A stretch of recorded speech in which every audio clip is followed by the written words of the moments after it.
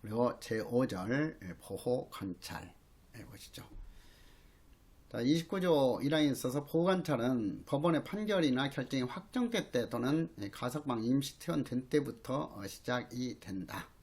그래서 보호관찰의 시작 시점, 이것은 법원의 판결이나 결정이 선고된 때가 아니라 역시 확정된 때 또는 가석방 임시 퇴원이 된 때부터, 결정된 때부터 시작된다 라는 것. 그리고 제2항 보호관찰 대상자는 대통령령으로 정하는 바에 따라서 주거, 직업, 생활기획 그 밖에 필요한 사항을 보호관찰소의 장에게 신고해야 한다.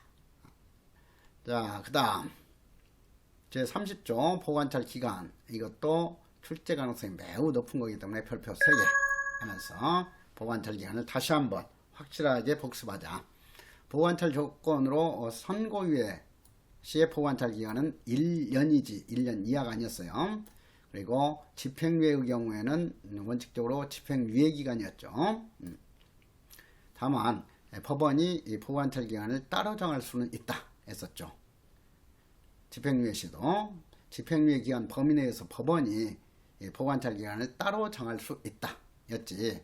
거기에서도 집행유예의 경우에는 법원이 보호관찰 기간을 따로 정해야 한다 이렇게 바꾸는 함정도 주의하라고 그랬어요. 자, 그래서 그 점 원칙적으로 집행유예 시의 보호관찰 기간은 집행유예 기간이다 하는 점을 이해하도록 하고, 가석방의 경우에도 원칙적으로 보호관찰 기간은 가석방 기간이죠.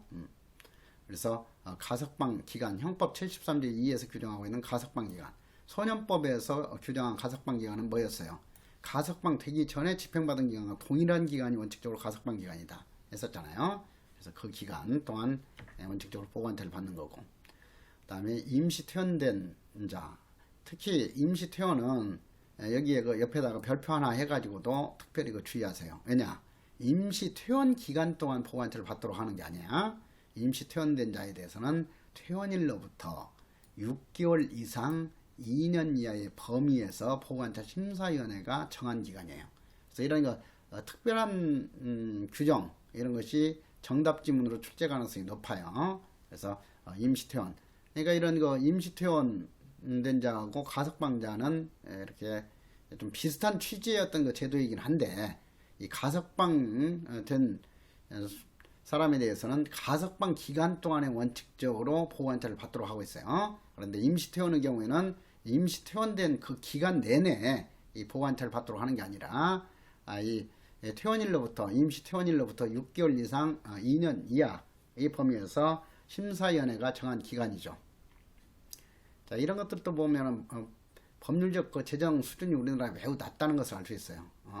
이 교수나 이런 쪽 그 법률 재정 개정에 관여하는 그 교수들, 이런 분들이 좀 더 좀 체계적으로 이해를 하면서 이렇게 법조문도 만들고 해야 되는데, 그냥 뭐 일본법이라든가 이런 법들을 그냥 따다가 번역하는 수준으로 이렇게 옮겨놓다 보니까 이런 거 사고를 치는데, 당연히 지금 보호소년법에 있어서는 퇴원하고 임시퇴원을 구분하고 있잖아. 그러니까 여기서는 임시퇴원된 자에 대해서는 임시퇴원과 퇴원을 합한 그 개념이 뭐였어요? 보호소년법에서 출원이었잖아. 그러니까 이것은 그냥 단순히 그 임시퇴원해가지고 소년원에서 밖으로 내보내는 것이니까 여기서 퇴원하게 되면 법률 용어가 헷갈려 버리는 거야. 완전히 그냥 내보내는 거잖아요, 퇴원은. 그런데 여기서 임시퇴원이라고 해놓고는 또 그런 엉뚱하게 본질이 다른 개념으로 퇴원일로부터 이렇게 놨잖아. 정확하게 말하면 출원일로부터야. 그래서 그런 것은 여러분들이 이제 더 높은 수준에 이제 이해를 갖추고 있기 때문에 여러분들이 그냥 이해하면서 좀 너그럽게 봐주도록 하세요. 그래서 퇴원일로부터 6개월 이상 2년 이하, 이건 기억해야 돼요. 그래서 보호관찰 심사위원회가 정한 기간이다. 그래서 임시퇴원하면서 뭐 7개월 보호관찰을 받는다 이렇게 결정하면 7개월이고, 뭐 1년 보호관찰을 받는다 하면은 1년 보호관찰을 받는 거예요. 그래서 임시퇴원 기간이 아니다 하는 점을 주의하고, 그리고 뭐 소년법에서는 단기 보호관찰은 1년이었고 장기 보호관찰은 2년이고, 그리고 항상 단기 보관찰, 장기 보관찰 나오면 단기 소년 송치 기간은 6개월 이내고 장기 소년 송치 기간은 2년 이내여지 2년이 아니다 했어요. 그래서 항상 그런 헷갈릴 수 있는 내용도 반복하면서 확인을 하도록 하세요. 그 다음에 다른 법률에서 이 법에 따른 보관찰을 받는 사람은 그 법률이 정한 기간, 그래서 대표적으로 치료감호법에서 보관찰 기간은 몇 년이다? 3년이다. 그래서 그 치료감호법상 보관찰 기간은 3년으로 정하고 있죠. 그리고 가정폭력범죄 처벌이라는 특례법에 있어서 보호처분 기간이 6개월 이내예요. 그렇기 때문에 거기에서 가정폭력범죄 처벌이라는 특례법상의 보관찰 기간은 6개월 이내라고 할 수 있는 거죠. 다른 법률에서 그렇게 정하고 있으니까. 그리고 31조 보호관찰을 담당하시는 분은 여러분들이다. 자, 보호관찰은 보호관찰 대상자의 주거지. 그렇지, 주민등록상 주소지가 아니에요. 실제 거주하고 있는 그 지역이죠. 그 주거지를 관할하는 보호관찰소의 소속 보호관찰관님께서 담당한다. 자, 그래서 이런 거 보호관찰이건 사회봉사명령이건 수강명령이건 원칙적으로 아까 봤듯이 보호관찰관이 담당한다 했어요. 그리고 32조에 있어서 보호관찰 대상자의 준수사항도 최근에 출제 빈도가 매우 높고 아차하면 헷갈릴 수 있으니까 별표 4개 하세요. 이건. 자, 보호관찰 대상자는 보호관찰관의 지도 감독을 받으며 준수사항을 지키고 스스로 건전한 사회인이 되도록 노력해야 한다. 그래서 이 보호관찰 대상자들은 여러분들이 이 지도 감독하면은 그걸 받아들일 의무가 있는 거예요. 그렇지, 지 멋대로 이렇게 뭐 거부한다든가, 당신이 뭔데 내 생활에 관여해, 뭐 이렇게 할 수가 없는 거야. 자, 그랬을 때 여러분들은 이제 점잖게 보호관찰 등에 관한 법률 제32조의 근거에서 당신은 나의 지도 감독에 따를 의무가 있습니다.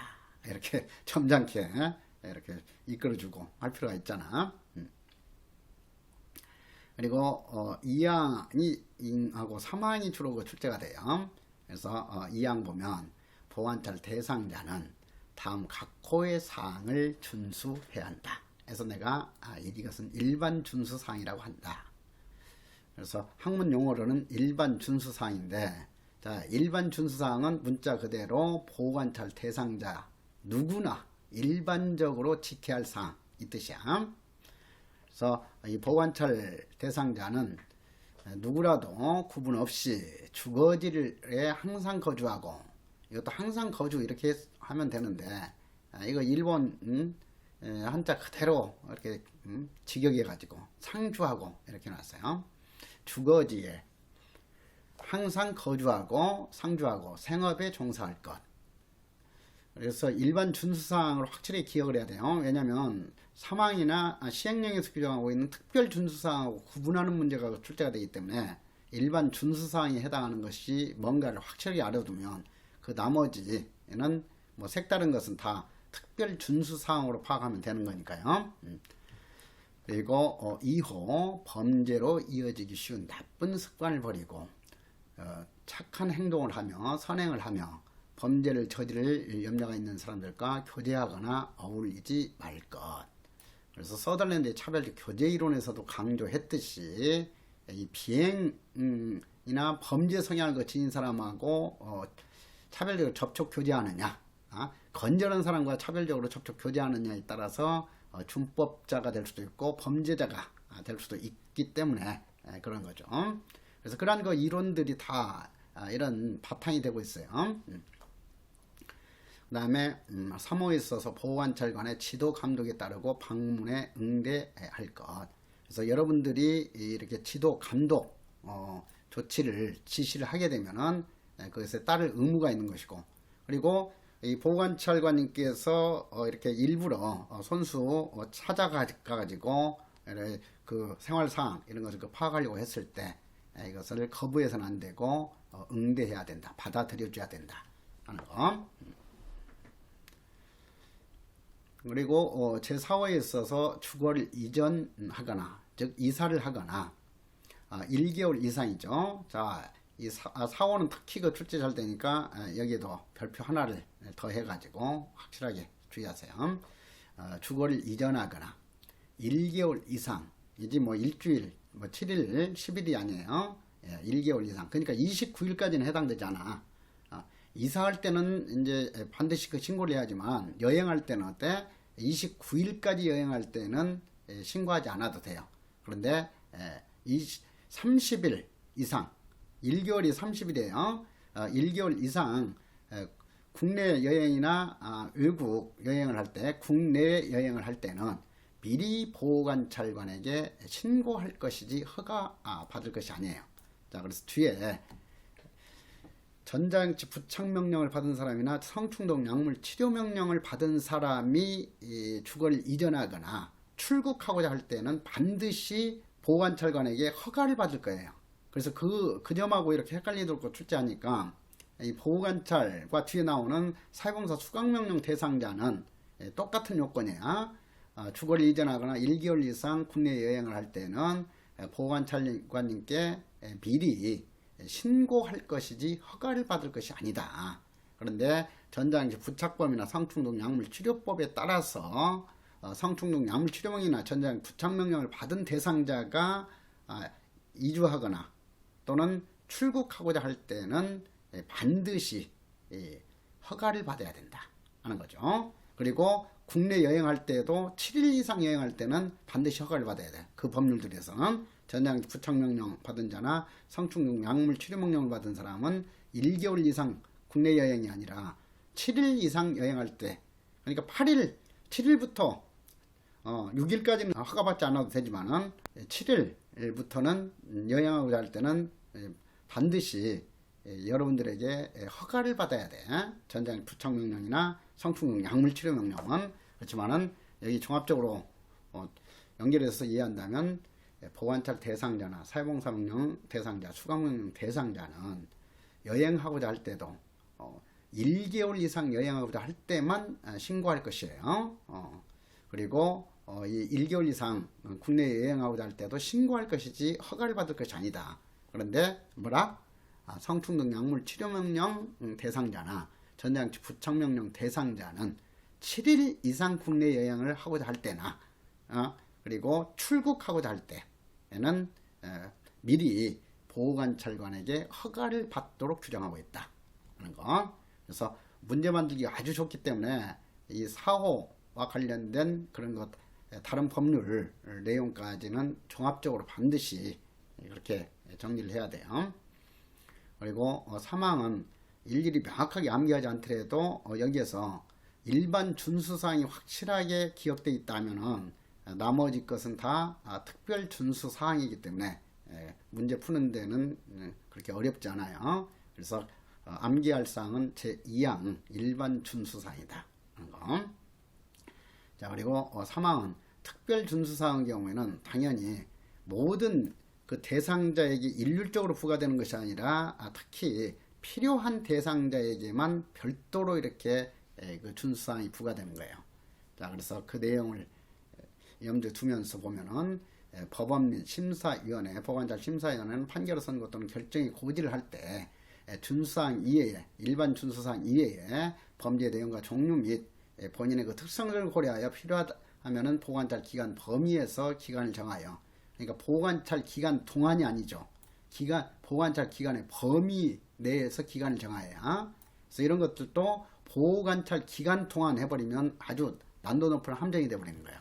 그래서 보호관찰 기간의 범위 내에서 기간을 정하여 특별히 지켜야 할 사항을 따로 정할 수 있다 하는 거. 그래서 야간 등 재범 기회의 충동을 막을 수 있는 특정 시간대 외출 제한. 자, 이것도 1호 같은 경우는 특정 시간대 외출 제한 이렇게 밑줄 그어가지고 아니면 형광펜으로 해가지고 그렇게 기억할 필요가 있어요. 특정 시간대 외출 제한 명령. 그리고 2호에 있어서는 특정 지역 장소의 출입 금지 명령. 그리고 3호에 있어서 특정인에 대한 접근 금지. 그리고 범죄행위로 인한 손해를 회복하기 위하여 노력할 거. 그래서 뭐 상해범죄를 가했다든가 재산범죄를 범했다든가 이러면 치료비라든가 그 훔친 재산, 손상시킨 그 재산을 손해배상하기 위해서 노력할 것이 이런 거죠. 그 다음에 5호에 있어서 일정한 주거가 없는 자에 대한 거주 장소 제한도 특별 준수사항으로 부과할 수 있다. 그리고 뭐 도박 습성이 있다든가 이런 사람에 대해서는 사형에 빠지지 않을 것. 그래서 뭐 도박 자금이나 경마 자금을 이렇게 얻기 위해서 절도 강도를 한 사람이라든가 이런 경우 같은 경우는 이런 것도 특별히 준수하도록 해야죠. 그리고 음주운전을 많이 한 사람이라든가 이런 사람 같은 경우는 일정량 이상의 음주를 하지 말라 이런 거 준수사항을 부과할 수 있다 하는 거죠. 그래서 특히 그 붉은물 치료에는 6호 같은 거 치료 이런 것은 아차하면 일반 준수사항으로 착각할 수 있기 때문에 특히 주의할 사항이에요. 그리고 중독성 있는 물질을 사용하지 아니할 것. 그래서 뭐 약물 중독으로 인한 그 범죄자에 대해서는 이런 준수사항이 부과되겠죠. 그리고 9호에 있어서 마약류 투약 흡연 섭취 여부에 관한 검사에 따를 것. 일률적으로 뭐 유추적 전자기기 부착에 따를 것 이런 것은 특별 준수사항으로 보관처법에서는 규정하고 있질 않아요. 유추적 전자기기 부착은 특별히 전자기기 부착법과 뭐예요?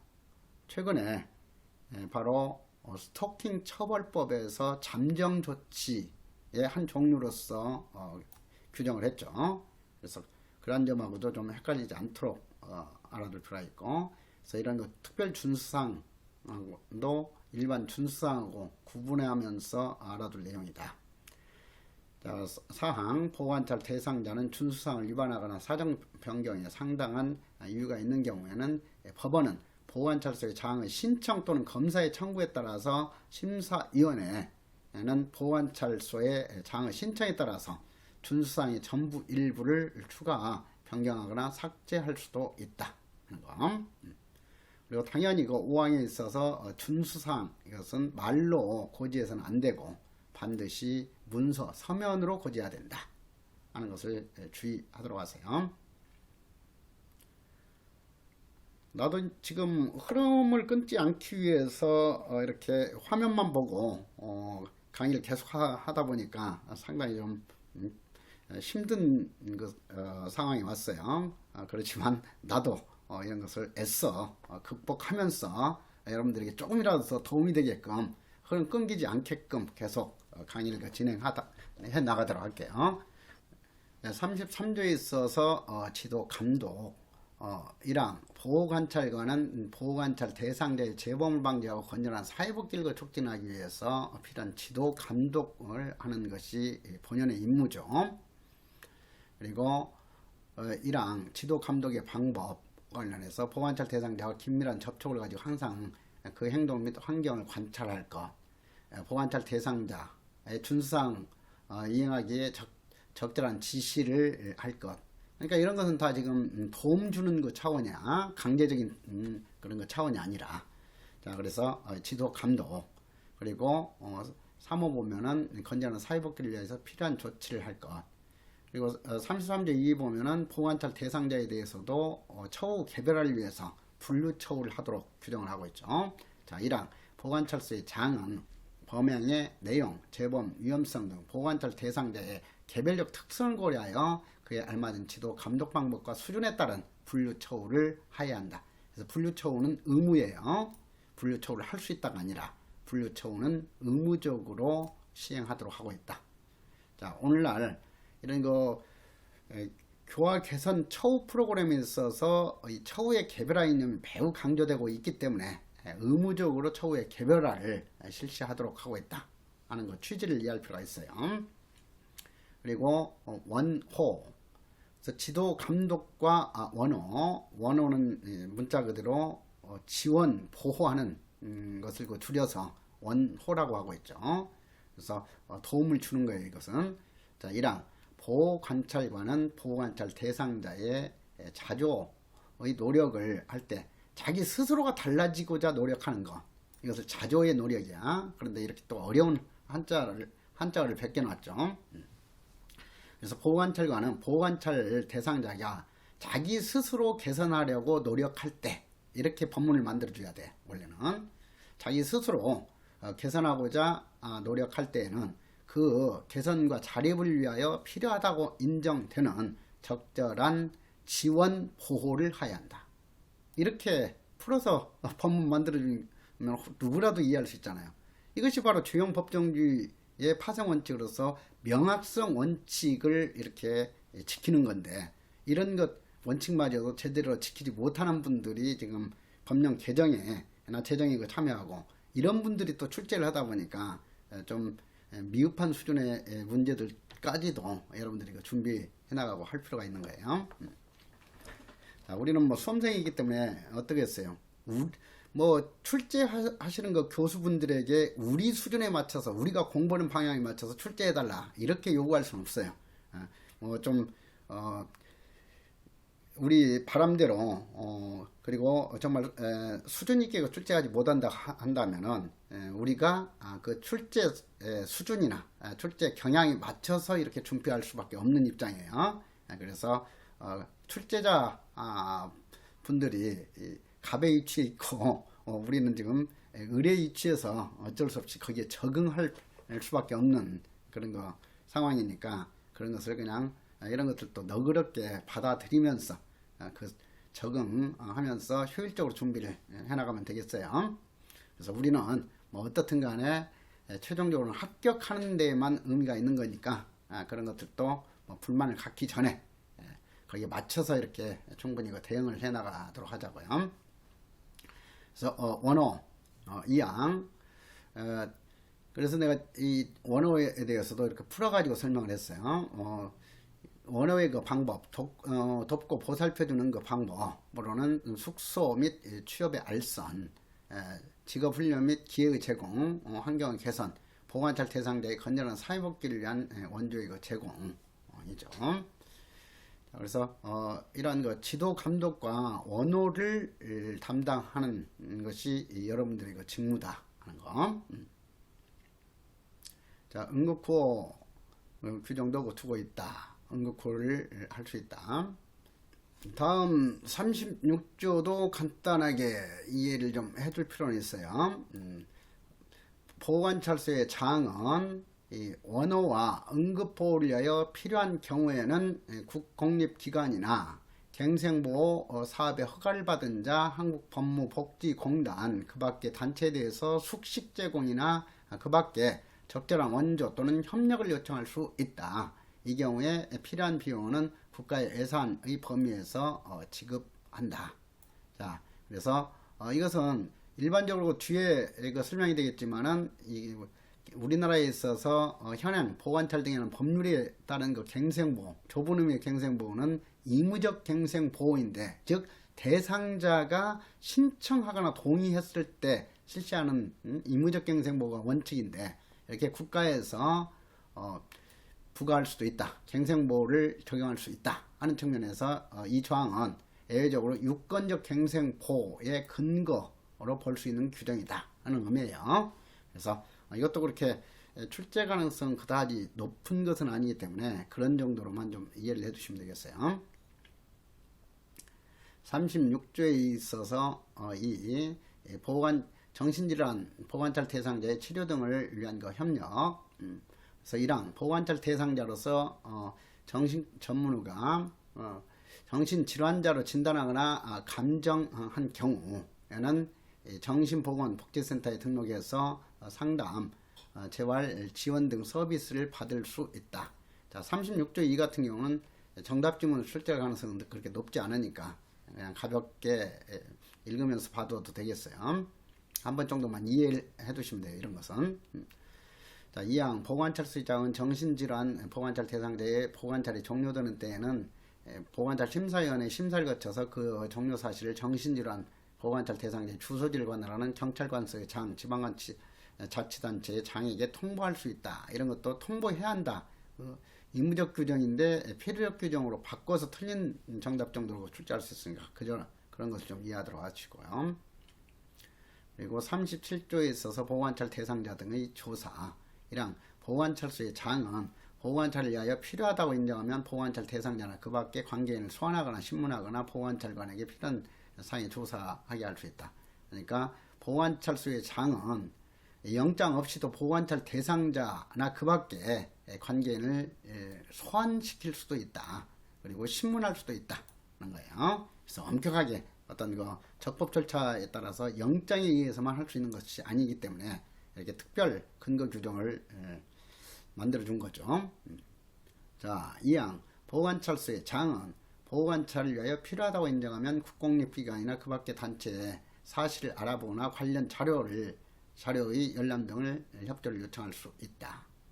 38조 경고, 39조 구인, 그리고 긴급 구인 기간, 유치, 이런 유치 기간까지 해가지고 이런 것은 시험에 자주 출제되는 특별 규정이기 때문에 이런 내용들은 38조부터는 별표 2개씩 해가지고 확실하게 알아둘 필요 있어요.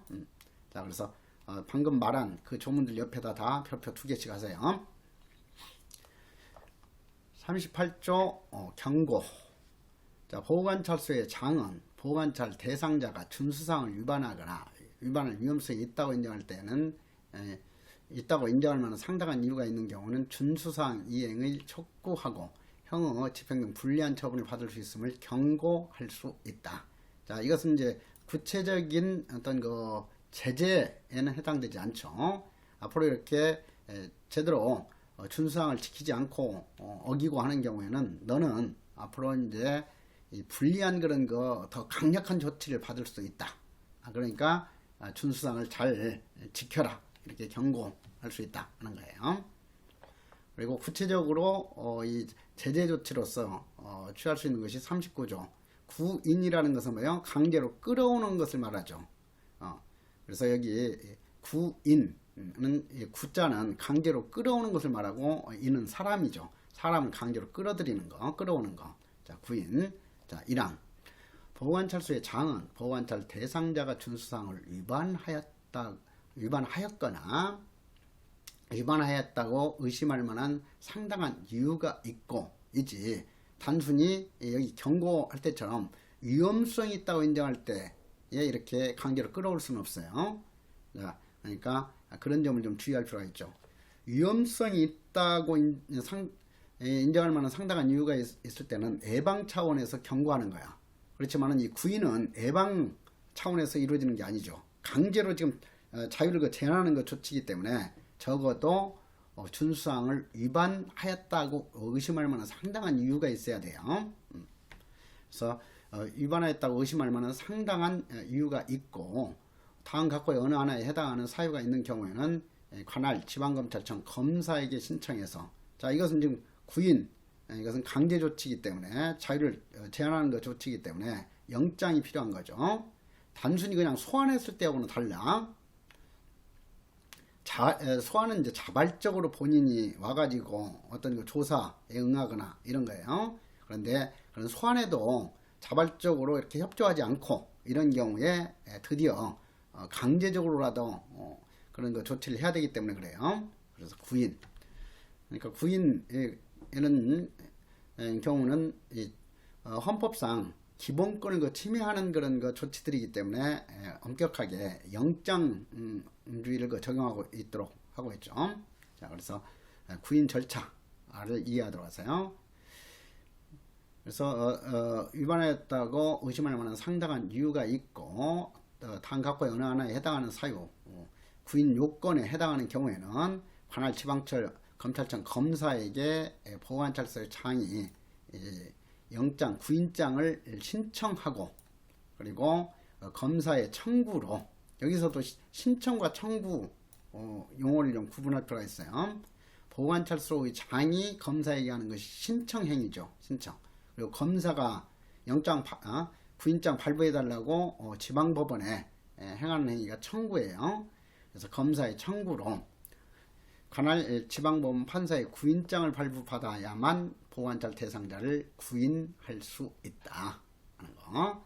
그렇지 이 구인장 발부 절차에 있어서 보호관찰 소장이 직접 관할 지방법원 판사에게 구인장 발부, 청구를 할 수 있는 것은 아니다. 그 절차 단계를 밟아야 돼. 보호관찰 소장은 검사에게 구인장 신청하고 검사가 그 구인장 신청을 받아들이면 지방법 판사에게 구인장 발부 청구를 하는 거죠. 그래서 이 구인장 발부 요건은 일정한 주거가 없는 보호관찰 대상자, 그리고 소환에 따르지 아니하는 보호관찰 대상자, 도주 한 보호관찰 대상자나 도주할 염려가 있는 보호관찰 대상자인 경우 이 요건에 해당했을 때만 이렇게 구인 절차를 밟을 수 있다 하는 거. 그리고 제2항 구인장은 검사의 주의에 따라서 역시 사법경찰관리가 집행하는 것이 아니라 이 보호관찰 대상자이기 때문에 구인장은 보호관찰관이 집행하는 거예요. 다만 아주 뭐 살벌한 그런 거 대상자라든가 뭐 아주 위험한 그 대상자의 경우에는 여러분들이 집행하기가 곤란하기 때문에 이런 경우에는 경찰의 협조를 받아야 하죠. 그래서 그 근거 규정을 두고 있어요. 그래서 보호관찰관이 집행하기 곤란한 경우에는 사법경찰관리에게 집행하게 할 수 있다. 그래서 앞으로 여러분들이 이제 그 직무 수행하다가 아주 위협적인 그런 거 대상자라든가 어떤 거 중대한 폭력적인 그런 거 반항을 할 우려가 있는 그런 거 대상자인 경우에는 미리 여러분들이 이제 경찰 관서에 협조를 요청하도록 보호관찰 소장에게 이제 보고를 해가지고 이렇게 보호관찰 소장이 경찰 관서장에게 협조를 이렇게 해달라고 요청하도록 해야죠. 그래서 보호관찰관이 집행하기 곤란한 경우에는 사법경찰관리에게 집행하게 할 수는 있다. 그러나 원칙적으로 구인장은 보호관찰관이 집행하는 것이다. 그 점을 이해하도록 하고 40조는 긴급구인이죠. 그래서 긴급구인은 1항 보호관찰소의 장은 32조의 준수사항을 위반한 보호관찰 대상자 그리고 39조 1항 각 호에 어느 하나에 해당하는 사유가 있는 경우로서 긴급하여 구인장을 발부받을 수 없는 경우에는 그 사유를 알리고 구인장 없이도 보호관찰 그 대상자를 구인할 수 있다. 그래서 이 구인장 없이도 긴급하게 이렇게 끌어오는 거기 때문에 이 긴급 구인이라는 용어를 쓰는 거죠. 자, 그래서 긴급 구인 절차도 출제가 될 수 있으니까 긴급 구인 절차, 구인장을 발부받을 수 없을 정도로 아주 그 긴급한 경우, 이런 경우에는 그 사유를 알리고 구인장 없이도 먼저 그 보호관찰 대상자를 강제로 끌어올 수 있다. 이 경우 긴급하다 하면 해당 보호 대상자를 우연히 발견한 경우, 그래서 보호관찰 대상자가 이제 도주를 해가지고 그 관할권에서 벗어나가지고 있었는데 갑자기 이렇게 발견됐다든가 이런 경우잖아. 그래서 보호관찰 대상자를 우연히 발견한 경우 등과 같이 구인장 발부받을 시간적인 여유가 없는 긴급한 상황이었을 때 긴급 구인할 수 있다 하는 거. 자, 그 다음에 2항이 정답 지문으로 출제가 잘 되겠죠. 이 긴급 구인했을 때의 그 후속 절차가 뭐냐.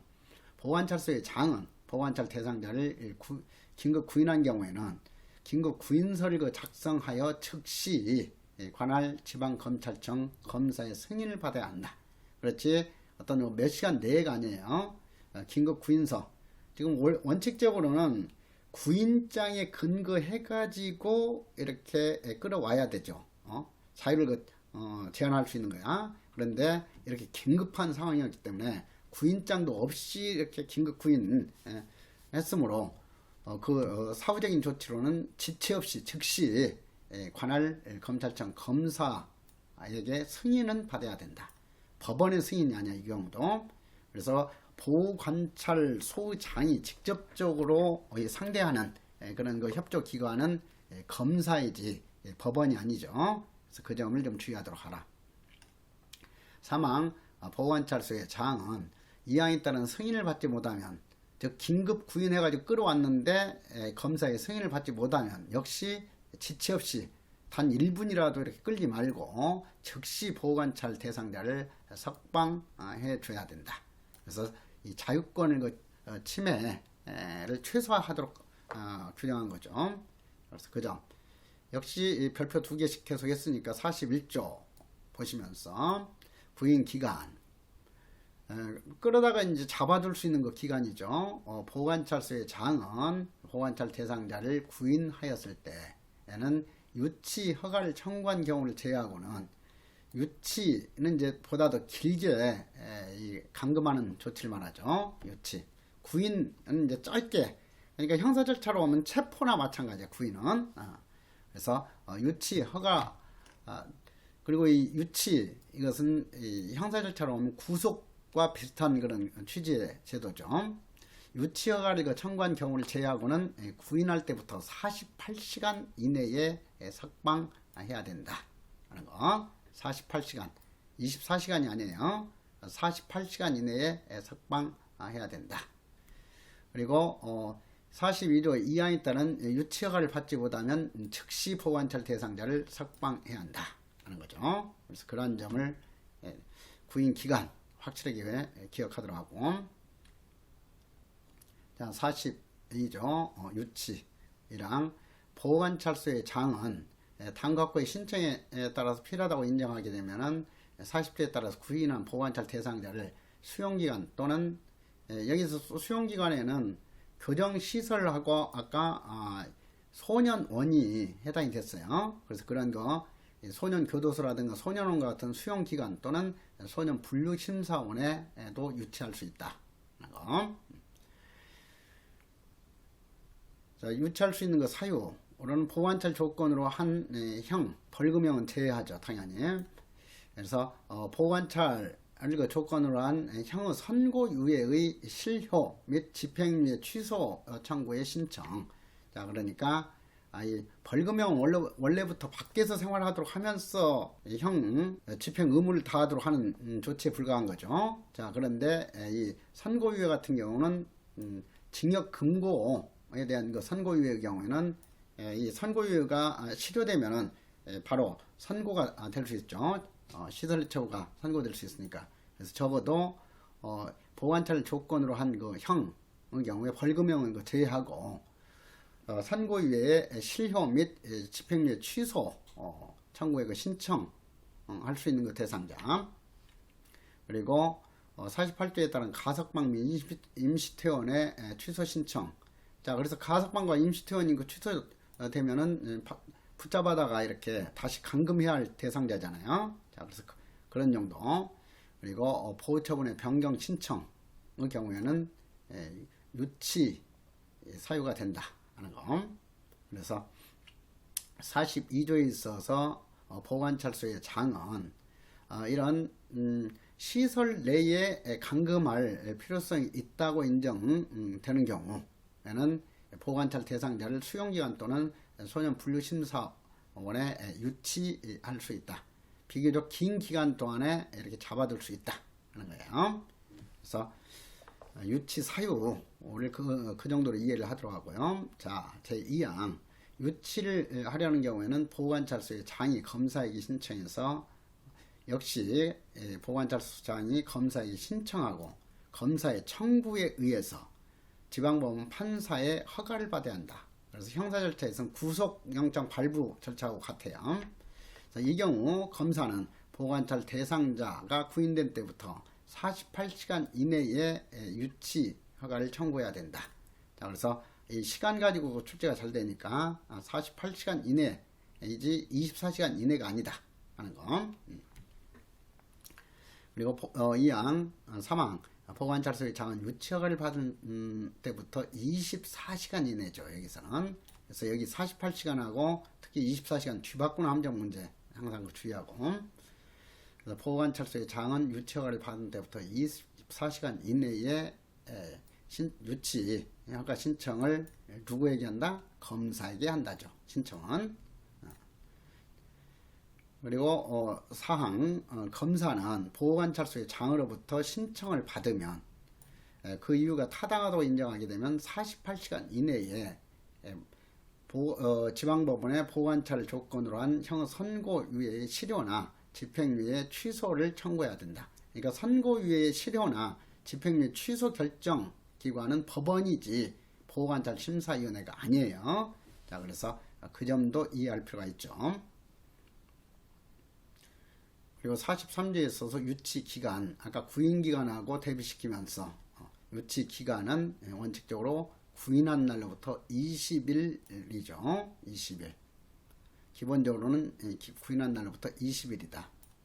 그리고 2항 법원은 선고유예 실효 및 집행유예 취소 청구의 신청, 그리고 보호처분의 변경도 소년부 법원에서 담당하는 거야. 보호처분 변경도. 그래서 보호처분의 변경 신청에 따른 신청이 있는 경우에 심리를 위하여, 그래서 여기서는 그 법원, 이것은 형사법원과 소년부 법원이 다 해당되는 거야. 보호처분 신청을 담당하는 법원은 소년부 법원이니까요.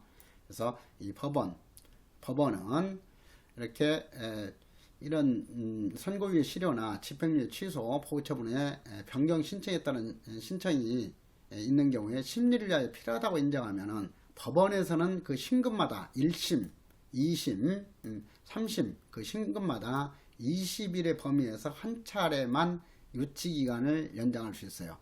그래서 법원에서는 20일 범위 내에서 한 차례 유치기간을 연장할 수 있는데, 자 여기서 보호관찰소의 장하고 보호관찰 심사위원회에서는 어떻게 하고 있는지 보시죠. 자, 보호관찰소의 장은 제1항 가석방 임시 퇴원의 그 취소 심사 적격 여부 심사 결정하는 기관은 법원이 아니죠. 이 경우는. 그래서 가석방과 임시 퇴원의 취소와 관련되니까 보호관찰 심사위원회에서 심사 결정하는 거예요. 자, 그래서 이 점을 좀 구분해야죠. 어떤 처분에 대한 규정인가 하는 거. 그래서 가석방 및 임시 퇴원 신청에 따른 신청이 있는 경우에는 보호관찰 심사위원회의 심사가 필요하면 검사에게 신청해가지고 검사의 청구로 지방법 판사의 허가를 받아가지고, 이 경우에는 보호관찰 심사위원회 심사가 필요한 경우에는 법원의 심사가 아니에요. 그러니까 이런 행정기관인 보호관찰 심사위원회의 심사가 필요한 경우에는 인권침해를 최소화하기 위해서 10일 범위 내에서죠. 20일 범위 내가 아니라 10일 범위에서 한 차례만 유치기간을 연장할 수 있다 하는 거야. 법원에서 어떤 심사하는 경우에는 신금마다 20일 범위에서죠. 그러나 보호관찰 심사위원회에서 심사 필요한 경우에는 10일 범위에서만 한 차례 유치기간을 연장할 수 있다 하는 것. 그래서 그 43조도 기출문제로도 이미 출제가 됐고 했듯이 이런 내용들이 출제됐을 때 난도가 아주 높아질 수밖에 없어요. 그래서 이런 부분을 확실하게 좀 이해를 해놓도록 하고요. 자, 44조 유치의 해제. 보관찰소의 장은 다음 각호의 어느 하나에 해당하는 경우에는 유치를 해제하고 보관찰 대상자를 즉시 석방해야 된다. 자, 이런 것은 뭐 그렇게 출제 가능성이 높지 않으니까 가볍게 보아두도록 하고요. 45조에 있어서 유치기간의 형기 산입이죠. 자, 유치도 자유권을 박탈시켰으니까 만약에 유치된 사람이 시설에 감금된 그런 거 처분을 받았을 때 얘는 형기를 산입시켜 주는 거죠. 자, 그래서 42조에 따라서 유치된 사람에 대해서 보호관찰 조건으로 한 선고유예가 실효되거나, 여기서 그러니까 이 벌금형에 대한 선고유예 자격정지가 아니야. 그러니까 징역금고 1년 이하의 징역금고가 실효되거나 집행유예의 경우에도 벌금 취소가 아니죠.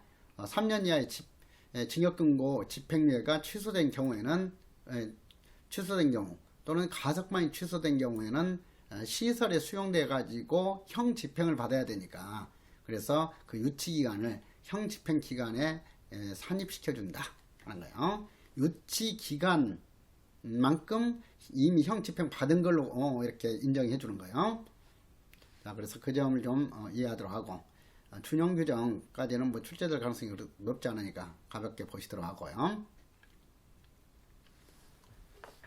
자, 그리고 지금 계속해서 여기 좀 중간에 쉬지 않고 공부하는 사람들 같은 경우는 허리도 이렇게 한번 쫙 펴면서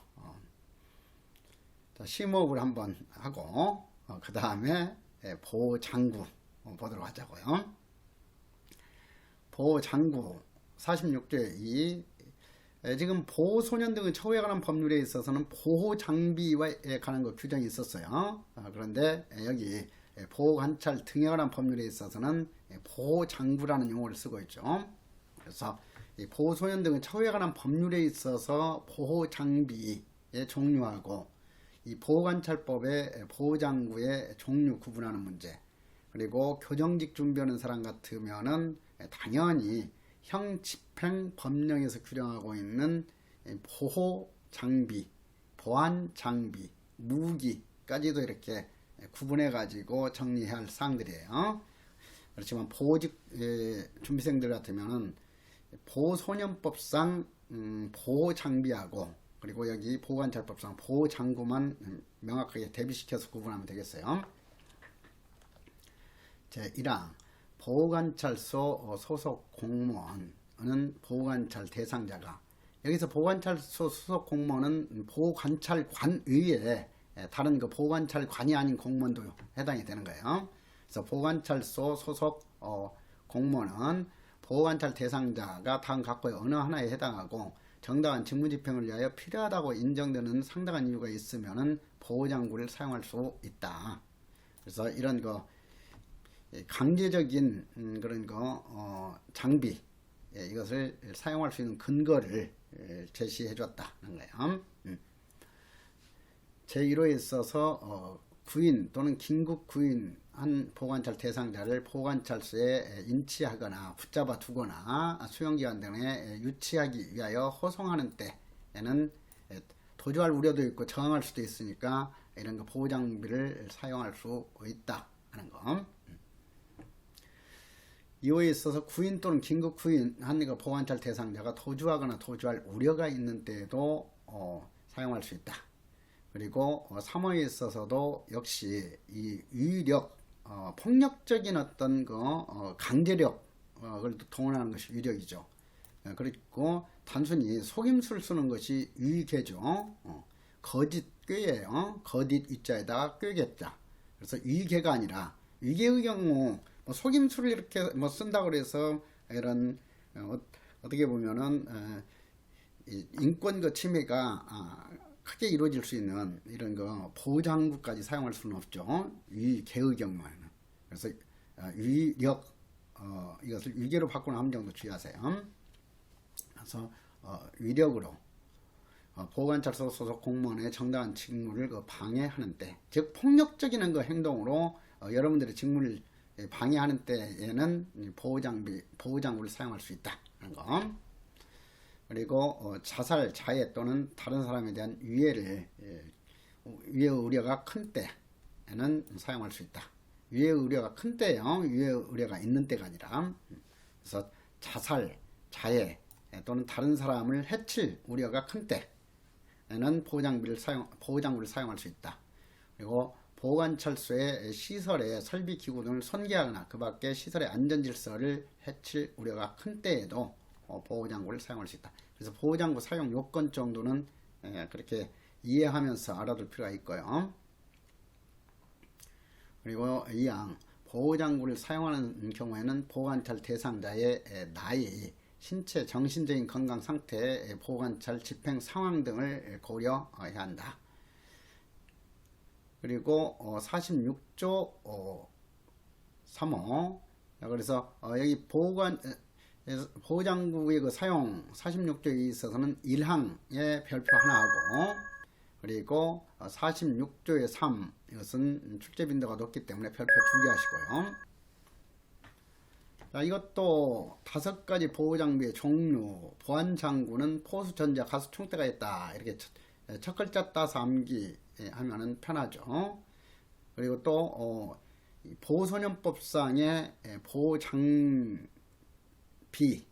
보호장비는 어떻게 기억을 했죠? 보호소년법상 소년 머리 보호장비로는 포수, 전자, 가스, 총대가 있다. 그래서 거기 그 문장하고 이렇게 대비시키면은 보호소년법상 소년에 대한 보호장비의 종류는 머리 보호장비가 더 추가되어 있어요. 그래서 소년 머리 보호장비로는 포수, 전자, 가스, 총대가 있다. 이렇게 기억했던 것하고 대비시키면서, 그래서 보안장구로는 포수, 전자, 가스, 총대 대가 있다. 5가지. 포수인가 수갑, 그리고 전자, 가스, 총까지 이렇게 했어요. 이건 줄이지 않고 가스 분사기로 착각할 수가 있으니까 가스 총, 그리고 보호대에서 대자 해가지고 가스 총대가 있다. 보호대는 이 혁대 같은 거죠. 그래서 보호장구의 종류 5종류 확실히 이거 기억했고, 그 다음에 사용 요건도 출제 가능성이 높죠. 자, 포수대는 가장 넓게 사용할 수가 있어요. 그래서 여기 1호 요건이나 2호, 3호, 4호, 5호 요건까지 모두 다 사용할 수 있는 것이 바로 포수대이다 하는 거죠. 그리고 가스총은 모든 그 요건에 다 사용할 수 있는 것이 아니라 호송할 때는 사용할 수 없어. 가스총은. 자, 그래서 호송할 때 사용할 수 있는지, 사용할 수 없는지를 묻는 문제 출제 잘 되니까 가스총. 그러니까 다시 말해서 호송할 때 사용할 수 있는 보호장구는 포수대이다. 포수대만 호송할 때 사용할 수 있고, 가스총, 전자충격기는 호송할 때는 절대 사용해서는 안 된다. 자, 그렇게 구분하면서, 그래서 호송할 때는 빠져 있죠. 2호. 1호에 호송할 때가 있으니까. 그리고 전자충격기의 경우에도 호송할 때는 사용할 수 없고 2호부터 5호까지 어느 하나에 해당하는 경우로서 상황이 긴급하여 다른 보호장구로는, 여기 밑줄 그어야죠. 다른 보호장구로는 그 목적이 달성할 수 없을 때 최후 수단으로만 사용할 수 있는 것은 전자충격기다. 전자충격기, 이것은 어떤 아주 위험한 그런 장비이기 때문에 그렇죠. 전자충격기. 그래서 이 포수대나 가스총으로도 어떤 효과를 얻을 수가 없을 때 최후 수단으로만 사용하도록 하는 것은 뭐다? 전자충격기이다 하는 것을 확실히 기억하도록 하세요. 그리고 가스총과 전자충격기는 호송할 때는 사용할 수 없다. 다시 말해서 호송할 때 사용할 수 있는 것은 포수대이다. 이렇게 기억하고, 46조 보호장구 등의 사용 고지. 자, 사용할 때도 그 절차 구분해서 알아둘 필요가 있어요. 그래서 여기 1항 수갑으로부터 3호 보호대까지, 즉 포수대의 경우에는, 이렇게 하니까 편리하죠. 포수대의 경우에는 보호장구를 사용할 경우에는 보호관찰 대상자의 그 사유만 알려주면 돼. 네가 이러이러 하니까 너 지금 이 법원으로 조사받으러 나가야 되니까, 호송해야 되니까 포수대 사용해야 된다. 이렇게 그 사유만 알려주면 되죠. 그 사유를 알려주고, 다만 상황이 급하거나 시간적인 여유가 없을 때는 보호장구 사용 후에 지체 없이 알려주면 돼요.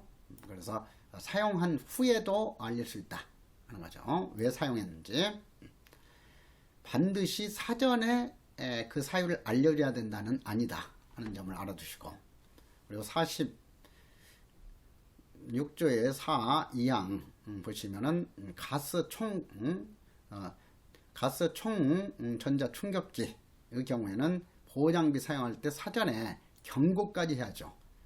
어떤 상황에서 너 계속 그런 행위를 하고 있으면 가스총이나 전자충격기를 사용할 수 있다. 가스총 쏜다. 전자충격기 간다. 이런 식으로 상대방이 미리 경고해야 되는 것이 가스총과 전자충격기죠.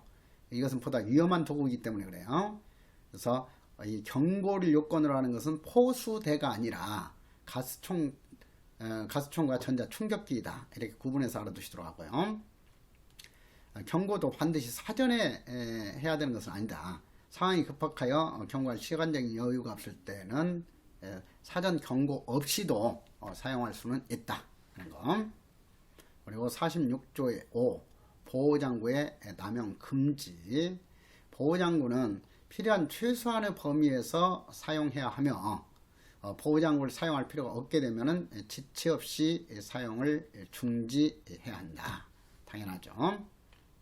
그래서 필요 최소한 원칙 내지 비례성 원칙에 대해서도 명시 규정을 두고 있다 하는 정도를 알아두시고요. 그 다음에 제6절로 들어갈게요. 보호관찰의 그 종류. 47조 보호관찰 조건으로 한 선고유예, 실효, 집행유예 취소. 선고유예 실효 취소를 담당하는 그 기관은 보관찰 심사위원회가 아니라 법원이다 하는 것을 다시 한번 상기하면서 보시죠. 자, 형법에 따라서 선고유예 실효 및 집행유예 취소는 검사가 보관찰소의 장애 신청을 받아서 법원에 청구한다죠. 그래서 보관찰 심사위원회에 청구하는 게 아니에요. 그리고 2항에 있어서 2항은 뭐 가볍게 보고 48조 가석방 임시퇴원의 취소 신청은 어디 하겠어요? 당연히 보관찰 심사위원회 하겠죠.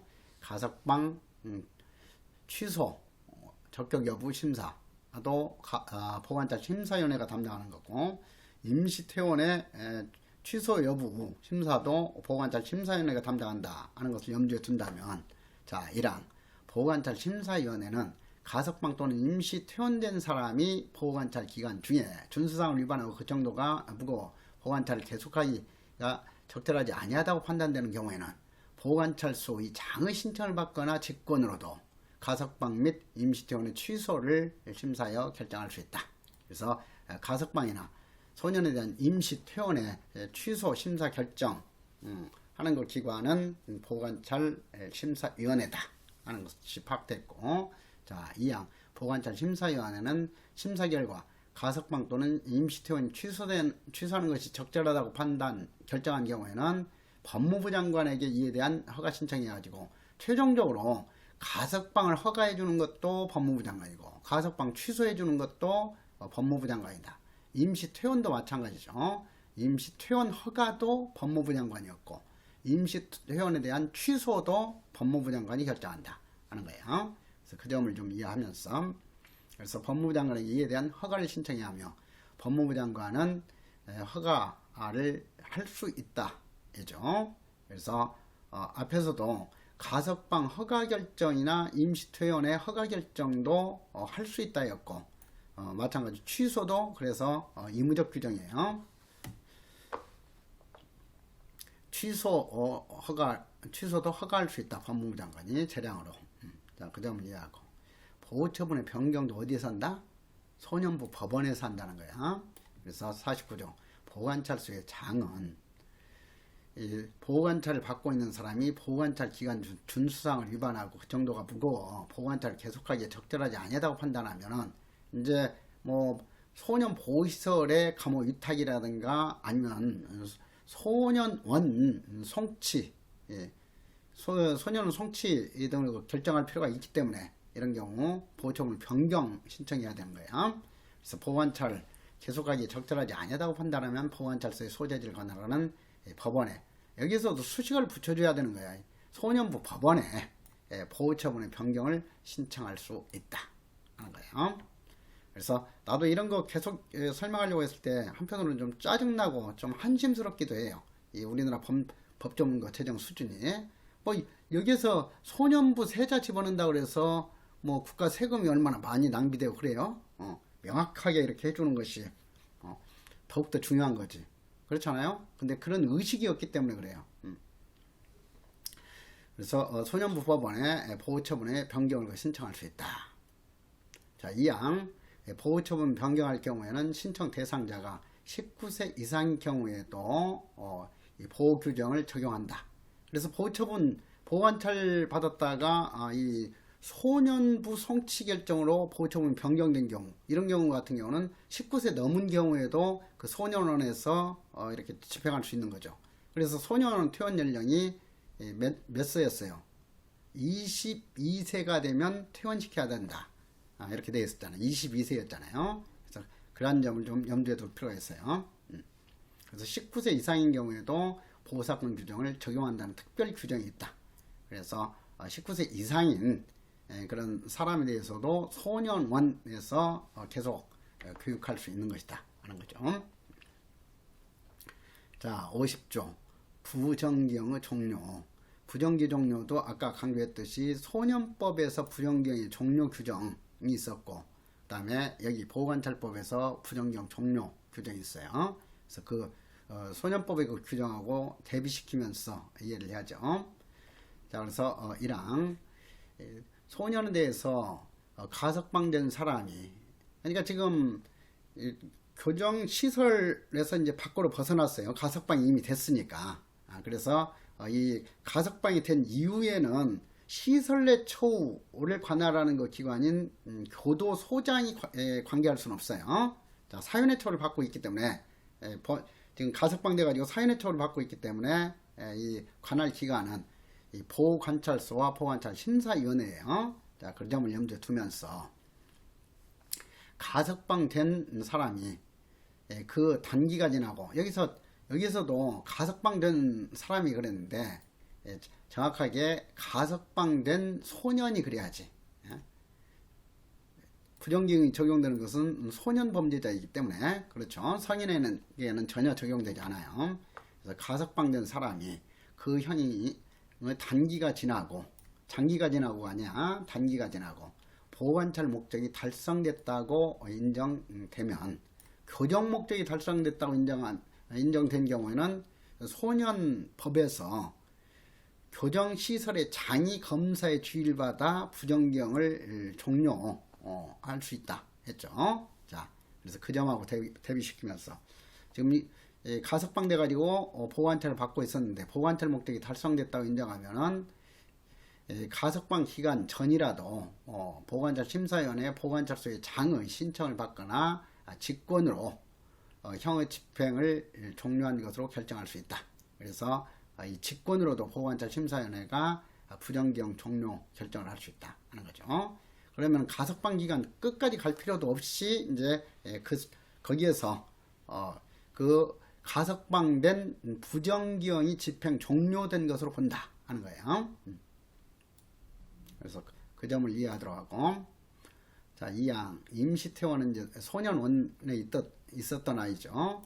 그래서 퇴원되지 않고 임시퇴원된 그 소년이 임시퇴원이 취소되지 아니하고 보호관찰 기간이 지난 경우에는 왜 임시퇴원 기간 이전에 이 보호관찰 기간이 지날 수 있어요. 임시퇴원의 경우에는 6개월 이상 2년 이하의 범위에서 보호관찰 심사위원회가 보호관찰 기간을 정했기 때문에 그렇죠. 그래서 그런 것을 연결해서 이해를 해야 돼. 그래서 임시퇴원 기간이 보호관찰 기간이 아니었어요. 자, 그래서 임시퇴원이 취소되지 아니하고 임시퇴원이 끝나기 전에 보호관찰 기간이 지난 경우에는 퇴원된 것으로 본다. 그러니까 아예 완전히 그러니까 퇴원된 것으로 보는 거예요. 그리고 보호관찰의 종료가 새롭게 출제될 가능성이 높은 조문이죠. 자, 그래서 별표 3개 하세요. 자, 보호관찰이 완전히 끝나려면은 어떤 요건이 갖춰져야 되느냐. 뭐 보호관찰 기간이 지났으니까 당연하고, 그리고 이 선고유예나 집행유예, 가석방과 같은 주된 처분이 효력이 없어졌을 때는 부수적 처분인 보호관찰도 더 이상 유지할 필요가 없는 거죠. 자, 그래서 그 취지에서 이해하시면 돼. 보호관찰 조건으로 한 선고유예가 실효되거나, 선고유예는 취소 규정이 없기 때문에 실효만 해당이 돼요. 선고유예가 실효되거나, 그리고 보호관찰 조건으로 한 집행유예의 경우에는 집행유예 효력이 없어지는 처분이 두 가지였죠. 실효와 취소였어요. 그래서 실효되거나 취소된 때. 자, 여기서도 선고유예가 실효되거나 취소되거나 하면 그건 틀린 함정이에요. 주의하고. 그리고 3호. 그러니까 이런 것들도 여러분들이 이해를 바탕으로 했을 때 이런 것에 대해서 그 출제했을 때 정답이 가려지는 거지. 무조건 그냥 머리 글자 암기법 쓰고 핵심어 가지고 이렇게 암기만 한다고 그래서 그게 시험 출제됐을 때 정답 구분되는 게 아니에요. 그래서 반드시 이런 것은 이해를 바탕으로 해서 기억을 해야 된다 하는 거. 그리고 48조에 따른 가석방 임시퇴원이 실효되거나 취소된 때, 보호처분이 변경된 때, 부정기형 종료 결정이 있을 때, 자, 부정기형이 완전히 종료됐으니까 거기에 덧붙여가지고 보호관찰을 계속 유지할 필요가 없는 거죠. 그리고 여기 임시퇴원된 자가 48조 1항의 그 나이가 된 때, 자, 그리고 다른 법률의 보호관찰이 변경되거나 취소 종료된 때, 자, 그래서 이 보호관찰의 종료 사유에 해당되지 않는 것 해가지고 정답으로 출제할 가능성이 높은 것이 바로 이 2항 내용이야. 그래서 2항은 특히 거기에다 별표 하나 더 해가지고요. 자, 자, 보호관찰 대상자가 보호관찰 기간 중 금고 이상의 형의 집행을 받게 된 때. 자, 그러면 금고 이상의 형의 집행을 받게 됐으니까 이제 지역사회에서 생활하지 못하고 잡혀 들어가는 거죠. 그렇기 때문에 과거에는 금고 이상의 형의 집행을 받게 된 때가 보호관찰의 종료 사유로 규정되어 있었어요.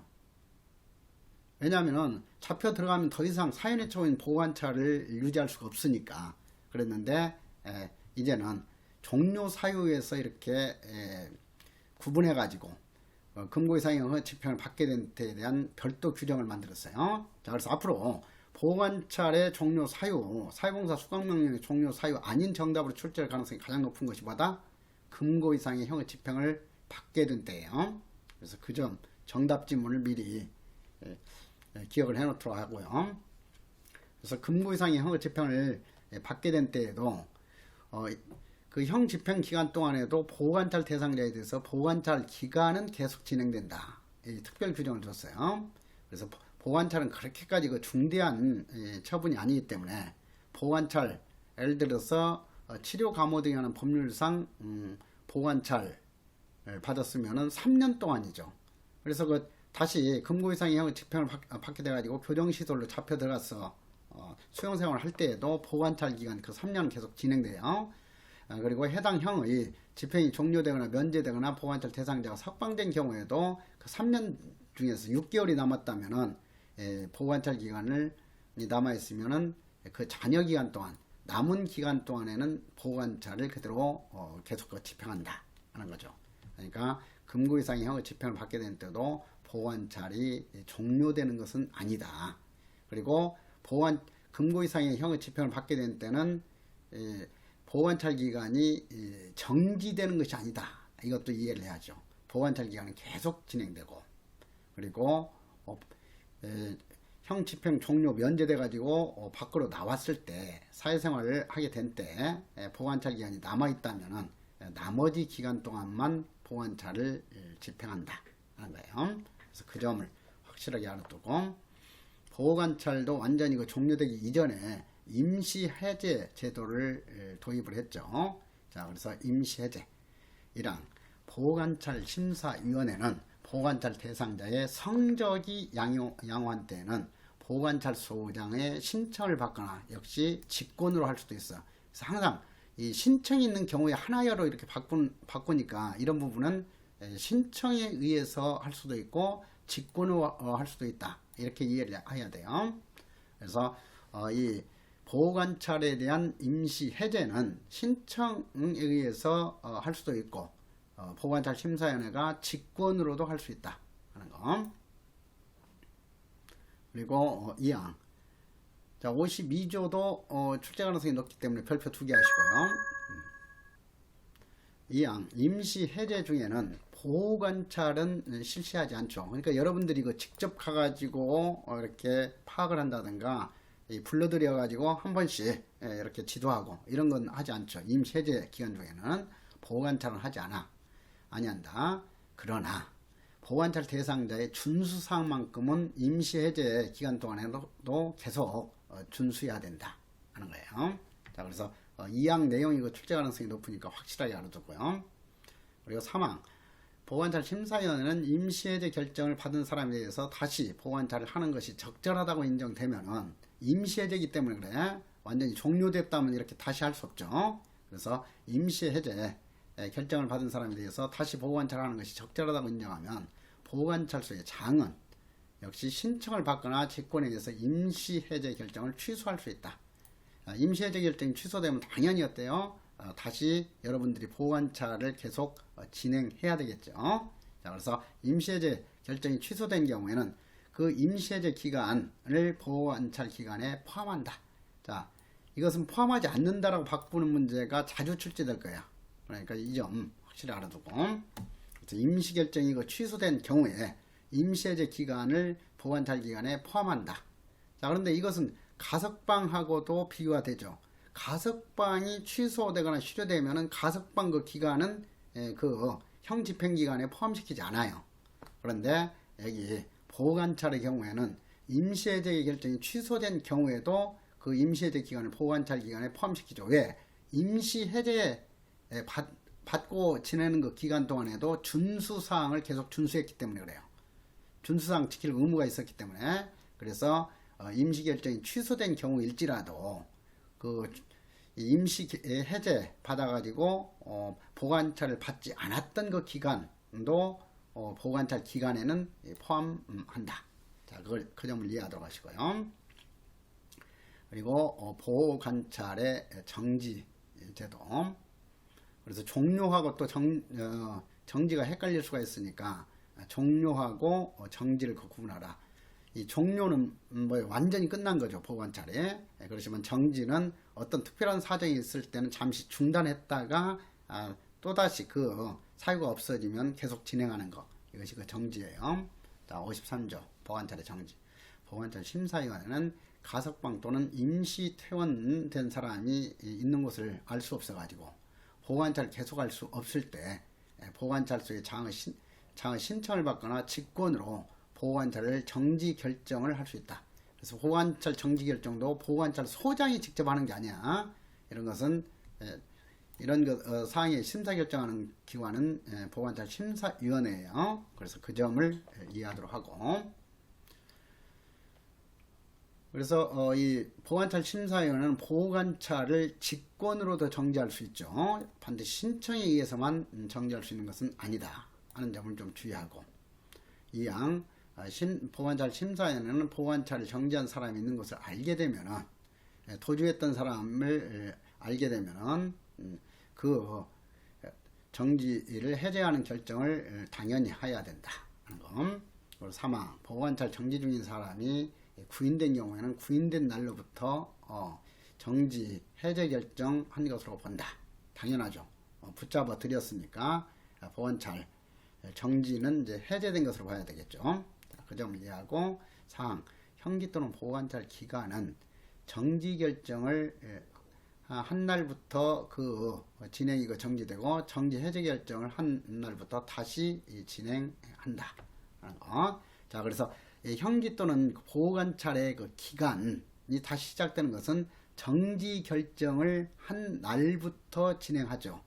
자, 그러니까 정지 결정 한 날이 그날 오전 9시다 하게 되면 불과 몇 시간 동안 이렇게 보관찰을 받았던 거예요. 그렇지만은 그걸 하루로 보는 거고, 정지 결정을 한 날은 그래서 정지 결정 한 날로부터 그 진행이 정지가 되는 거고, 그리고 정지 해제 결정을 한 날부터 다시 진행한다 하는 거. 그래서 이런 한 날 이런 것 같은 경우는 형 집행법령에 있어서도 그 다음 날로 바꾸는 문제가 자주 출제하듯이, 여기에서도 그런 거 출제 그 경향이 있기 때문에 이 보직에서도 정지 결정을 한 날, 이것을 다음 날로 바꾸는 문제가 출제될 수 있어요.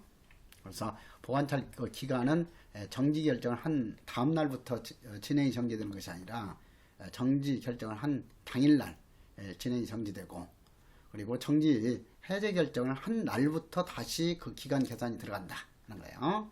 그래서 이것도 다음 날부터 다시 진행되는 게 아니다. 자, 그 점까지 주의하고요.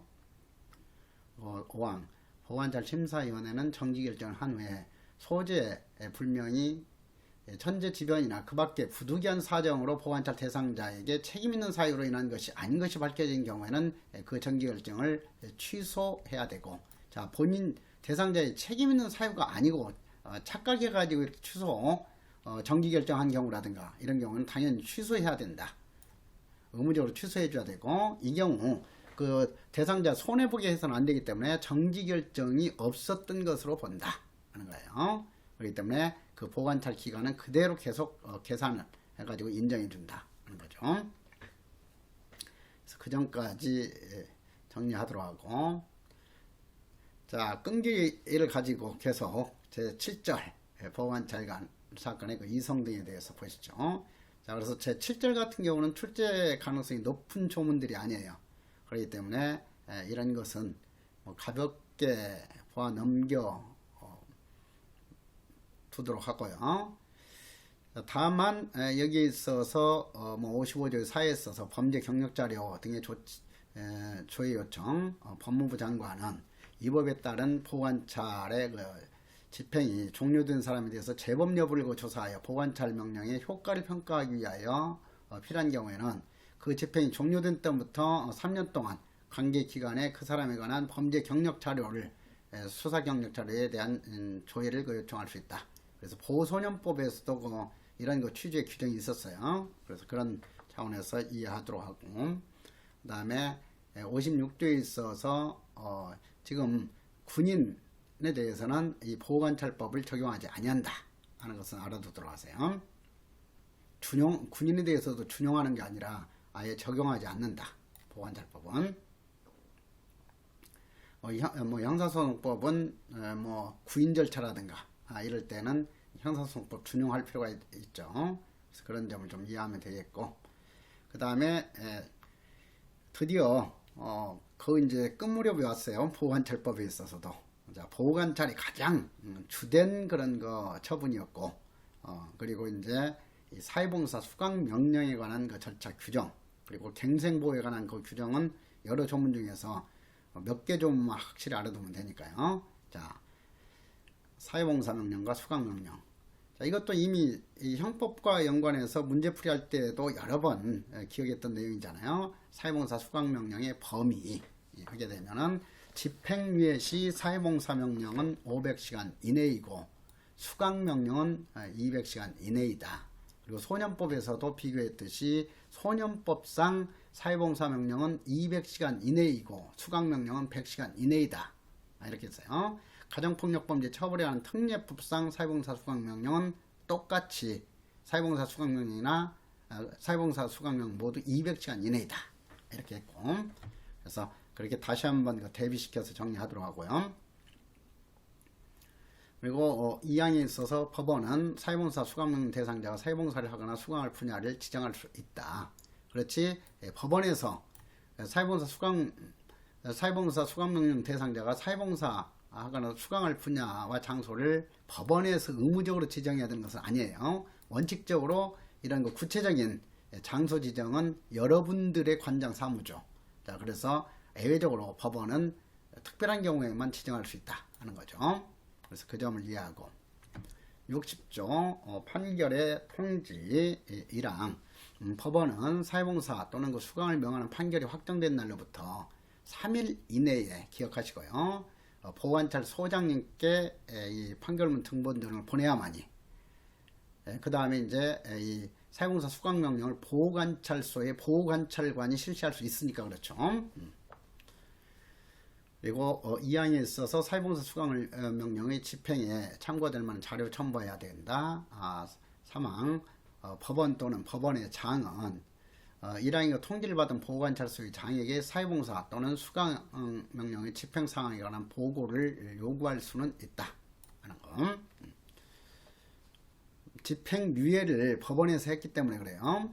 집행유예. 그리고 이 집행유예하게 되면 교정시설에 들어가가지고 형 집행 받는 게 아니죠. 그렇기 때문에 교정시설의 장이나 검사에게 관할 건이 있는 게 아니야. 이 경우에는 아직 집행유예 해가지고 밖에서 생활하고 있기 때문에 법원에서 이제 그 관할 건이 있는 거예요. 그렇기 때문에 법원이나 법원의 장이 이 사회봉사 수강명령에 관해서는 계속해서 관리한다. 이렇게 볼 수 있죠. 61조 별표 3개 하고요. 자, 사회봉사 수강명령 집행 담당자 당연히 보호관찰관님이 집행한다. 그리고 단서 보호관찰관은 국공립기관이나 그 밖의 단체에 그 집행의 전부 또는 일부를 위탁할 수는 있다. 이건 이제 재량이죠. 직접 이렇게 사회봉사 수강명령 관리하기 어려울 때에는 이렇게 국공립기관이나 그 밖의 단체에 그 집행의 전부 또는 일부를 위탁할 수도 있다. 이런 거. 자, 2항 보호관찰관은 사회봉사 명령 또는 수강명령의 집행을 국공립기관이나 그 밖의 단체에 위탁한 때에는 이를 법원 또는 법원의 장에게 통보해야 된다. 원래 국가 공무원인 여러분들이 관리한다면은 법원에서도 안심할 수 있는데 민간기관 등에 이렇게 위탁했을 때에는 뭐 점검을 한다든가 이렇게 할 필요가 있고 하기 때문에 이런 경우에는 법원 또는 법원의 장에게 통보는 의무적으로 해야 된다 하는 거. 자, 3항 법원은 법원 소속 공무원이라고 하면 사회봉사 수강을 시설 또는 이 강의가 사회봉사 수강명령 대상자의 교화 개선이 적당한지 여부와 그 운용 실태를 조사 보고하도록 하고 부적당하다고 인정하면 그 집행의 위탁을 취소할 수 있다 하는 거죠. 그래서 적절한 사회봉사 수강명령이 이루어질 수 있도록 계속해서 법원에서 이렇게 관심을 갖고 관리하도록 하고 있다 하는 거. 그래서 그런 거 취지를 이해하도록 하고요. 상 보호관찰관은 사회봉사 또는 수강명령의 집행을 위하여 필요하다고 인정하면은 국공립기관이나 그 밖의 단체에 협조를 요청할 수 있다. 자, 그리고 준수사항 별표 3개 하면서 다시 한번 확인해야죠. 그래서 사회봉사 수강명령 대상자는 보호관찰소의 장에게 당연히 신고를 해야 되고, 자, 역시 2항에서 주로 출제가 되겠죠. 그래서 별표 하나 더 하고 옆에다 2항. 사회봉사 수강명령 대상자의 일반적인 준수사항하고 보호관찰 대상자의 일반적인 준수사항을 비교해서 파악하도록 하세요. 보호관찰관은 집행하는 지시에 따를 것, 당연히 이 집행하는 지시에 따르도록 한다는 그 취지는 보호관찰 대상자하고 똑같은 취지예요. 자, 이 부분도 일반 준수사항, 보호관찰 대상자 일반 준수사항하고 똑같은 내용으로서 기억을 해야죠. 주거를 이전하거나 1개월 이상 국내에 여행을 할 때는 미리 보호관찰관에게 신고하면 되는 것이지 사회봉사 수강명령 대상자라고 해서 허가받을 것은 아니다 하는 건. 그리고 일주일 7일 이상이 아니라 1개월 이상으로 돼 있다. 자, 이 점에서도 아까 말했던 전자인 구착명령을 받은 자나 성충동 약물 치료명령 받은 자하고는 구분이 된다 하는 것까지 파악할 필요가 있어요. 그래서 주로 출제가 되면 2항 가지고 출제가 될 거니까 확실히 알아두도록 하고, 그리고 특별 준수사항은 보호관찰 대상자에 대한 특별 준수사항하고 사회봉사 수강명령 대상자의 특별 준수사항은 구분돼야 되겠죠. 당연하고 그것은. 그리고 준수사항은 당연히 이 보호관찰 대상자와 마찬가지로 서면으로 고지해야 된다. 그리고 63조도 이 별표 2개 해가지고 사회봉사 수강명령의 종료 사유도 그 점 뭐라고 그랬어요? 틀린 정답 선지로 출제할 것이 징역금고의 집행을 받게 된 때라고 그랬어요. 그래서 사회봉사 수강명령 집행 중 금고 이상의 형의 집행을 받게 된 때는 보호관찰 사회봉사 수강명령 종료 사유가 아니다 하는 점. 그래서 사회봉사 수강명령 종료 사유도 당연히 그 시간 동안 집행이 완료됐을 때, 그리고 주된 처분인 집행유예 기간이 지난 때지 선고유예는 사회봉사 수강명령이 부과될 수 없으니까 선고유예로 바꾸는 건 틀리죠. 그리고 사회봉사 수강명령 조건으로 한 집행유예가 실효되거나 취소된다면 주된 처분이 실효 취소됐기 때문에 부수역 처분은 자동적으로 효력이 없어지고, 그리고 사회봉사 수강명령이 변경되거나 취소 종료된 때, 자, 그렇지만 그 2항 별표 하나 하고, 사회봉사 수강명령 대상자가 사회봉사 수강명령 집행 중 금고 이상의 형의 집행을 받게 된 때는 해당 형의 집행이 종료 면제되거나 사회봉사 수강명령 대상자가 가석방된 경우 자녀 사회봉사 수강명령을 집행한다. 그러니까 이렇게 감금되기 전에 200시간 사회봉사 명령 받았다가 100시간 하고 잡혀 들어갔다면 나온 뒤에 100시간 집행한다 하는 거예요. 자, 그래서 그 취지를 이해하도록. 그러니까 여기 사회봉사명령 수강명령은 뭐 기간으로서 뭐 2년 3년 이렇게 되는 게 아니고 시간으로서 딱 한정되죠. 그렇기 때문에 이 사회봉사 수강명령 집행 중에 금고 이상의 형의 집행을 받게 되면은 사회봉사 수강명령이 계속되는 게 아니에요. 그래서 이 점에서는 보호관찰하고는 다르죠. 그래서 이 시간 단위이기 때문에 당연히 금고 이상의 형의 집행을 받게 된 때는 사회봉사 수강명령은 정지가 됐다가 이렇게 밖으로 출소돼서 나오면은 그때부터 나머지 시간을 집행한다 하는 거죠. 그래서 그 점을 확실하게 알아두도록 하고, 자, 갱생보호. 갱생보호 이것은 애프터케어 사후보고, 원칙적으로 그러니까 일정한 기간 동안에 시설 내에서 이렇게 사회와 격리된 생활을 했을 때 원만하게 사회에 이렇게 적응할 수 있도록 해주는 조치가 좁은 의미의 애프터케어예요. 그래서 이 사후 보고가 좁은 의미의 갱생 보고고, 그 다음에 아까 이 보호처분 또는 형사처분 받은 사람 전체에 대해서 적용하기 때문에 그런 것 측면에서는 넓은 의미의 갱생보호라고 할 수 있어요. 그런데 지금 여기 제5장에서 규정하고 있는 것은 원칙적으로 이런 거 애프터 케어를 그 전제로 한 규정들이에요. 그래서 사후보호 이거 협의의 갱생보호다. 그리고 이 협의의 갱생보호는 원칙적으로 본인의 동의나 신청을 전제로 할 수 있는 거기 때문에 의무적 갱생보호지 강제적 유권적 갱생보호가 아니다. 그래서 현행법상 갱생보호는 원칙적으로 유권적 갱생보호이다 하면 X예요. 의무적 갱생보호이다. 자, 65조 갱생보호의 방법. 이것은 특히 교정직 보는 사람들은 별표 3개를 하도록 하세요. 그리고 보호직 보는 사람들은 그렇게까지 출제 빈도가 높지 않기 때문에 이것도 그냥 가볍게 보도록 하고요. 자, 그래서 65조 갱생보호의 방법. 갱생보호의 방법에는 숙식 제공이죠. 그래서 잠재워주고 먹여주고 하는 그 갱생보호. 자, 그래서 이것은 지금 교정직 같으면은 이 시행령까지 해가지고 세부적으로 그 출제가 됐고 했어요. 그렇기 때문에 그 세부적인 내용까지 확실하게 여기서 익혀두도록 해라. 그래서 지금 갱생보호에 관해서는 보호직에 대해서는 그렇게 중요한 그 조문들이 아니에요. 그래서 보호직은 가볍게 이해하는 수준으로만 보도록 하고, 그리고 교정직 준비하는 사람들만 확실하게 이 세부적인 내용까지 기억을 하도록 하세요.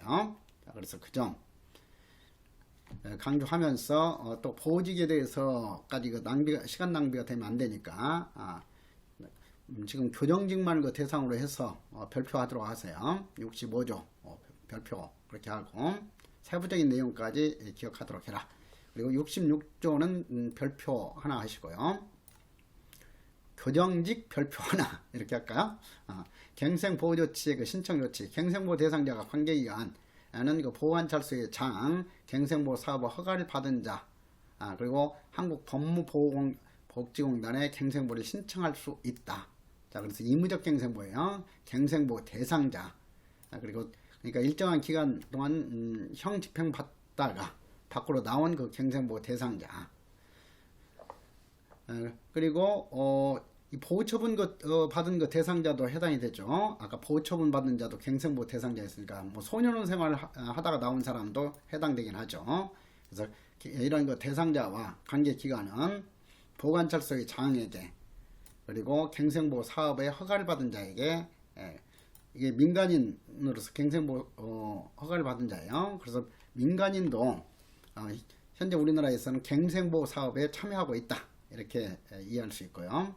그리고 특별 법인인 한국법무보호복지공단이 주로 갱생보호를 담당하고 있죠. 그래서 이 세 기관에게 갱생보호를 신청할 수 있다. 자, 그래서 그 점을 알아두도록 하고, 그리고 갱생보호 사업자에 대한 절차 규정. 67조 갱생보호 사업의 허가는 당연히 민간인으로서 이 갱생보호 사업에 참여하도록 하려면 법무부 장관이 엄격하게 심사해가지고 허가해야지 단순히 신고만 하는 것 가지고는 할 수 없도록 해야 되겠죠. 자, 그래서 그 점을 이해하고, 갱생보호 사업을 하려고 하는 자는 법무부 장관의 허가를 받아야지 법무부 장관에게 신고하는 것만 가지고는 할 수 없다 하는 거. 자, 그 점을 알아두고, 그리고 이 항에 있어서 법무부 장관은 갱생보호 사업에 허가할 때 사업의 범위와 허가 기간을 정하여 그것밖에 필요한 조건을 붙일 수 있다지 붙여야 한다는 것은 아니죠. 그래서 그러한 점들만 좀 주의하고요. 그래서 특히 이 부분 나머지 그 조문들은 밑줄 그은 내용이나 가로쳐 가지고 함정 어떻게 유도할 것이다 한 내용 위주로 보도록 하세요. 그래서 70조 갱생보호 사업의 허가 취소도 역시 법무부 장관은 그 허가 취소 요건에 해당할 때는 그 허가를 취소하거나 6개월 이내의 기간을 정하여 그 사업의 전부 또는 일부에 정지를 명할 수도 있다 하는 정도로 알아두시고요. 뭐 허가 취소 사유까지 암기하거나 하는 것은 이것은 낭비예요. 그래서 거기까지는 뭐 들어갈 필요 없고, 그 다음에 70조 2 일반적으로 이런 허가 취소할 때는 청문을 거치도록 하고 있죠. 여기에서만 그런 게 아니라 대부분 행정관계법에서 다 청문 절차를 규정하고 있어요. 그런 점 이해하고, 한국법무보호복지공단이 어떤 그런 거 특성을 지닌 그런 기관인지. 자, 그래서 72조 이 한국법무보호복지공단은 법인으로 한다 하는 거. 그래서 특별 법인이에요. 뭐 정관이라든가 이런 것까지 암기하거나 할 필요는 없겠죠. 그리고 76조에 있어서 공단의 이사장은 이사장 1명을 포함해서 15명 이하의 이사와 감사 2명을 거둔다 하는 정도. 그리고 여기에서도 임기는 보관찰 심사위원회의 위원 임기가 2년이었는데 여기에서는 그 3년이죠. 그래서 이런 것은 비교해 가지고 문제가 출제될 수 있으니까 알아둘 필요가 있어요. 이것은 보호직 같은 경우도 이런 정도 내용은 기억할 필요가 있어요. 그래서 그 이사의 경우에도 이사장과 마찬가지로 임기는 3년이고 연임할 수 있다. 연임 제한 규정은 두고 있지 않죠. 뭐 한 차례 하나에 연임할 수 있다라든가 이런 것은 좀 주의하도록 하고요. 그 다음에 여기서 감사가 바로 또 2년이죠. 그래서 이런 내용들이 이렇게 좀 만점 방지용 문제라든가 이런 그 측면에서 이 76조 같은 경우가 이런 세부적인 내용까지가 출제되는 경우가 있어요. 그래서 그런 정도는 기억하도록 하자. 그리고 78조에 있어서 한국 법무보호복지공단에 있어서 임원은 대한민국 국민이 아닌 외국인은 될 수 없다 하는 거. 그래서 임원의 해임 사유라든가 이런 것은 좀 부수적으로 보시면 되겠고요. 그 다음에 그 4절에 있어서 94조 보조금은 국가나 지방자치단체는 사업자와 공단에 대해서 보조해야 한다가 아니죠. 보조할 수 있다예요. 그 점 주의하고. 그리고 조세 감면도 이런 국세 지방세를 감면할 수 있다. 의무적으로 감면해야 하는 것은 아니죠. 96조는 별표 하나 해가지고 수익사업도 할 수 있도록 인정하고 있다. 그래서 갱생보호 사업자죠. 이게 갱생보호 사업자 또는 한국법무보호복지공단은 갱생보호 사업을 위하여 수익사업을 하려면 사업마다 법무부 장관의 승인을 받아가지고 해야 한다. 이런 거 변경할 때도 같다. 이것이 어떤 그 수익사업으로 악용되는 경우가 많았기 때문에 그렇죠. 그래서 엄격하게 이렇게 승인을 받아서 하도록 하고 있다 하는 거.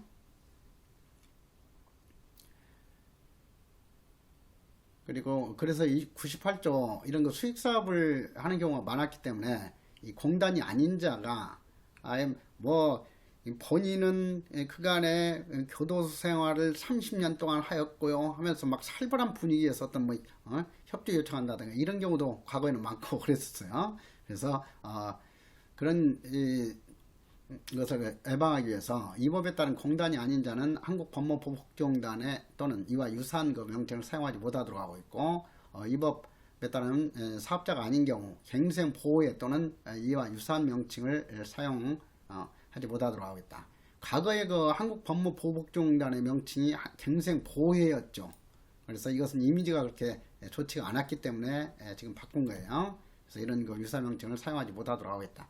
그리고 아까 갱생보호의 그 내용과 관련해서 구체적인 것을 그 시행령 여기에서 다시 한번 살펴보도록 정리를 했어요. 그래서 지금 교정직 보는 사람들은 이 시행령까지도 출제 범위에 들어가 있기 때문에 이 시행령까지 구체적으로 아까 요약해놓은 내용까지 이렇게 연결하면서 기억을 해놓도록 하세요. 자, 이렇게 해서 가장 시간도 많이 걸리고 출제 빈도가 가장 높은 보호관찰법까지 오늘 마치도록 할게요. 수고 많았어요.